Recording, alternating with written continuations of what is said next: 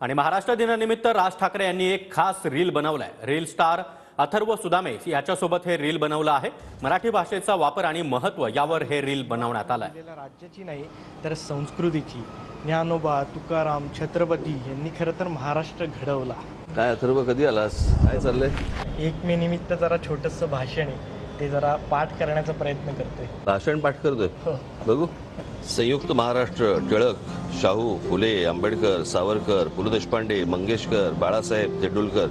वा, छान उल्लेख आहेत। इतिहास संस्कृती याबद्दल उत्तम लिहिलंयस साहेब। याच्यात काही बदल नाही? बदल काय, उत्तम आहे।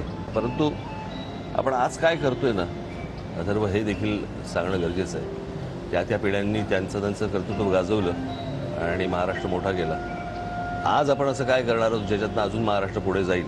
मला असं वाटतं त्याचा विचार होणं जास्ती गरजेचं आहे। मराठी भाषा रुजवली पाहिजे, मराठी भाषेमध्ये आपण बोललं गेलं पाहिजे। समोरचा पटकन हिंदीत बोलल्यावरती आपण घरंगळत जाऊन हिंदी बोलतो, त्याची काही गरज नाही, आवश्यकता नाही। खरं आहे साहेब, जॅक अँड जिल नाही तर ससा तो ससा कापूस जसा, हे शिकलं पाहिजे। 72 आणि 48 म्हणता आणि वापरता पण आलं पाहिजे, कारण मग आपण येत नाही म्हणून वापरत नाही आणि वापरत नाही म्हणून त्याची गरज पण उरत नाही। हा अभिमान स्वाभिमान टिकवणं आणि तो आपण महाराष्ट्राला काहीतरी छोटासा खारीचा वाटा म्हणून देणं प्रत्येकाचं कर्तव्य आहे। पण करतोयस ते चांगलं करतोयस।